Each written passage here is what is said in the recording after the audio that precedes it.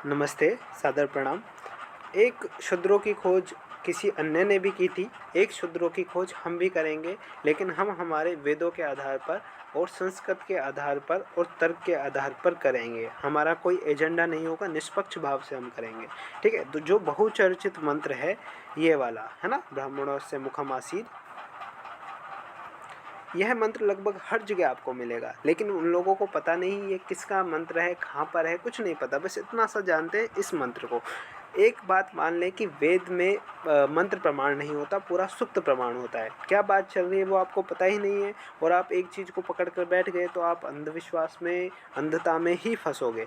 तो इसको पूरी तरीके से हमें समझने से पहले इसके पहले वाले मंत्र को समझना होगा। तो यह किसका, पुरुष सूक्त का मंत्र है। ठीक है, पुरुष सूक्त किसमें है, ऋग्वेद में 10 मंडल 90 सूक्त में है। ठीक है, उसका 11वां मंत्र है। तो वहाँ पर क्या कहा गया कि जो पुरुष है जिसे हम विशेष रूप से धारण करते हैं, वो उसकी कितने प्रकार से कल्पना की जाए, क्या उसका मुख है, क्या बाहु है, क्या पाद है। एक बात और समझने की है कि मुख, बाहु या फिर जो भी वेद में शब्द ये आते हैं जो हम जानते हैं, ये एज इट इज़ नहीं होते वेद में। वेद के अर्थ यौगिक अथवा धातुज होते हैं।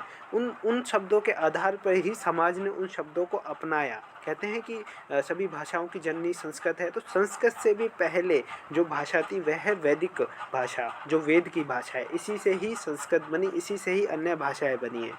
ठीक है, तो यहाँ पर क्या है, धातुज अर्थ है। इनके धातुज अर्थ की व्याख्या करने के लिए ही निरुक्त और निघंटु लिखे गए हैं, है ना। कुछ शब्द होते हैं जो रूढ़ होते हैं, योग रूढ़ होते हैं, उनको हम अपना लेते हैं, है ना, लेकिन सीधा सीधा नहीं ले सकते। उसके मुख्य कारणों को अपनाना पड़ता है। यदि वो अर्थ के साथ सूटेबल बैठ रहा है तो उसको हम ले सकते हैं।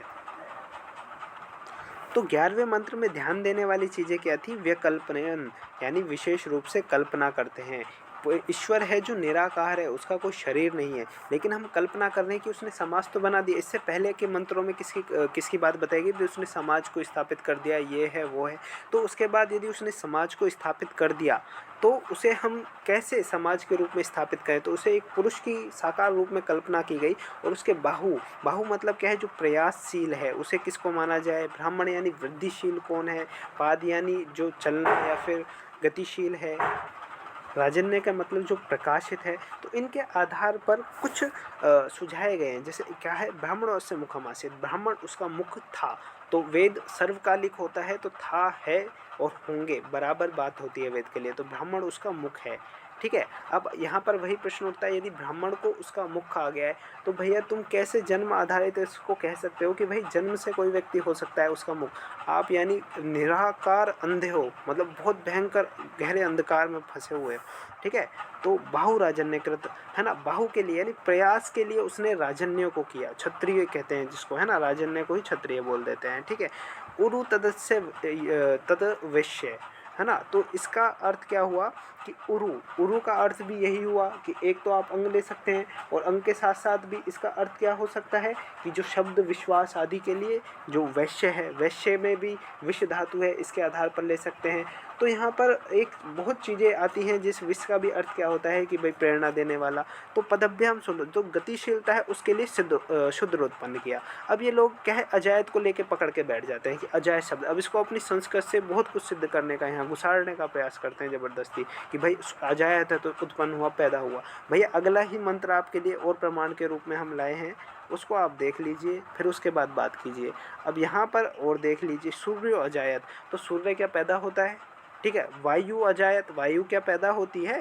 तो यहाँ पर ऐसा क्या है भाई, जैसे हमारे देश में शूरवीर पैदा हो, हमारे देश में महान वैज्ञानिक पैदा हो, तो उस तरीके से ये भाव है कि ऐसा पैदा किए, है ना, जिससे समाज को गतिशीलता प्रदान हो। तो 4 तरीके के लोग इस समाज को दिए, उसको 4 अंग माने गए ईश्वर के, कि 4 तरह के लोग हैं। एक तो ऐसे कि जो इस अवस्था में है कि ईश्वर को उनका मुख मान लिया जाए। एक है जो प्रयासशील है, समाज को दीप्ति प्रदान कर रहे हैं। राजा का अर्थ क्या है, जो राज यानी जो प्रकाशित कर रहा है सभी को। ठीक है ना। और उरु यानी जो क्या है, मार्गदर्शन देने वाले हैं, उनको व्यवस्था देने वाले हैं। ठीक है, अर्थव्यवस्था को स्थापित करने वाले हैं, उनको वैश्य अवस्था में है वो, है ना। और जो गतिशीलता दे, है ना, वो शुद्र अवस्था में है। तो 4 तरीके के लोग हैं।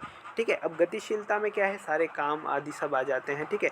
एक तो आप समझ लीजिए शूद्र का अर्थ क्या होता है, ठीक है। अब कोई करता है अज्ञानी, कोई पापी, कोई दुराचारी, क्या क्या करते हैं भैया, वो उन सब के वहम है खुद के, ठीक है। वो ईश्वर को ही यदि ये दोष आरोपित कर रहे हैं ईश्वर पे, यदि वो शूद्र को कहते हैं, क्योंकि शुद्र उत्पन्न आप कहें भी तो हो, बात किसकी चल रही है, बात तो ईश्वर की चल रही है ना, ईश्वर के पैरों की बात चल रही है, ठीक है। ईश्वर से ही उत्पन्न होने की बात चल रही है, ठीक है। तो यानी आप ईश्वर को अज्ञानी कह रहे हो, ईश्वर के एक पार्ट को अज्ञानी कह रहे हो भैया, ये मैं नहीं कह रहा, ये स्पष्ट वेद मंत्र में वर्णित है। तो शुद्र का अर्थ क्या होता है, शुच, शुद्ध धातु से इसका बनता है कि भाई शुद्ध है, ठीक है। जो शुद्ध है वही शुद्र है, ठीक है। इसी प्रकार ब्राह्मण क्या है, जो वृद्धिशील है वो ब्राह्मण है। ये शब्दों के अर्थ हैं, लेकिन इसमें इसकी भावना क्या ली गई, चार अवस्थाएं ली गई, चार तरीके के लोग हैं जो समाज को स्थापित करेंगे, ठीक है। इसके बाद यदि आप कहें वर्ण है ये चार, तो भाई ये चार वर्ण हो भी नहीं सकते। वर्ण का अर्थ है वर्ण करना, तो लोग इन चारों का वर्ण नहीं कर सकते, पूरे समाज के लोग। वर्ण किसका करेंगे, यजुर्वेद अध्याय 30 को आप देखिए, वहाँ अनेकों सैकड़ों वर्ण बताए गए हैं। तो जैसा जिसका जो पड़ेगा वो उसको ग्रहण करेगा, ठीक है। चाहे वो कुछ भी हो, रथ चलाने वाला हो, कुछ भी हो, अपने अपने वर्ण सबके हो सकते हैं। वर्ण का अर्थ है वर्ण। यदि आप वर्ण को कर्म की व्यवस्था के अनुसार देखते हैं तो प्रमाण में आपको एक और चीज़ बता देते हैं कि जो यजुर्वेद अध्याय 30 है उसका जो मंत्र 5वां आता है, उसमें क्या आता है, तप से शूद्रम। तो तप से शूद्रम का अर्थ क्या है, जो तप करे वही शूद्र है। देखिए अब ये जो चार हैं, यहाँ पर ये चार अवस्थाएं हैं, लेकिन जब यजुर्वेद अध्याय 30 की बात होगी, वहाँ ये चार वर्ण भी हैं और इसके अलावा भी सैकड़ों वर्ण हैं। तो वहाँ पर क्या हुई बात कि भाई जो तप करे वो शूद्र है, ठीक है। तो वहाँ पर सामाजिक व्यवस्था की बात आ गई, तो वहाँ पर आप ले सकते हैं। लेकिन जब आप इस मंत्र का उदाहरण देंगे तो इस मंत्र में चार अवस्थाएं बता गई है कि जो चार तरीके के लोगों की समाज को ज़रूरत है, और वो चार लोग हैं वो ईश्वर का इस तरीके से प्रतिनिधित्व कर रहे हैं समाज को गतिशीलता देने के लिए। तो तब से शूद्रम भी है और तब से अन्य व्यवसायिक भी हैं, अन्य वर्ण भी हैं, एक ही वर्ण नहीं है।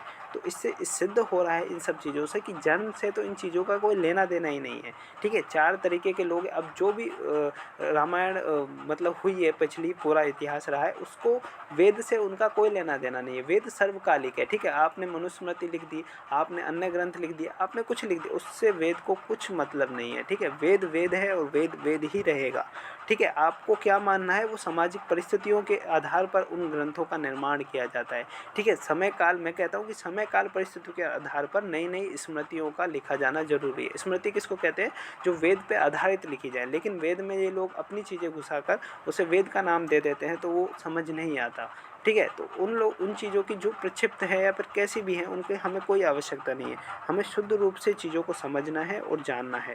तो यहाँ पर शूद्रों की खोज यहाँ पर आपको समझ में आ जानी चाहिए कि एक अवस्था है, और जब वर्ण देखेंगे तो वर्ण से भी तप से शूद्रम है, ठीक है। तो वर्ण व्यवस्था की कोई समाज को ऐसी आवश्यकता नहीं है कि सबको एक टैग लगा दिया जाए कि भाई आप ब्राह्मण हो, आप क्षत्रिय हो, आप ये हो।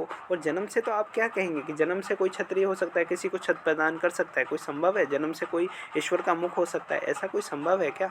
ये तो सब अपने कर्म के अनुसार आगे चल के अवस्थाओं को प्राप्त होंगे। जो जैसा करेगा, जितनी मेहनत करेगा, जिस अवस्था में जाएगा वो उस अवस्था में जाएगा, है ना। तो इतने मूर्ख और ऐसे मतलब उनकी मानसिकता वाले लोग हैं, तो उनका वेद से तो कोई दूर दूर तक संबंध लगता नहीं है, और यदि वो जानते भी हैं तो इन्हें अपने मतलब के लिए इस्तेमाल करते हैं।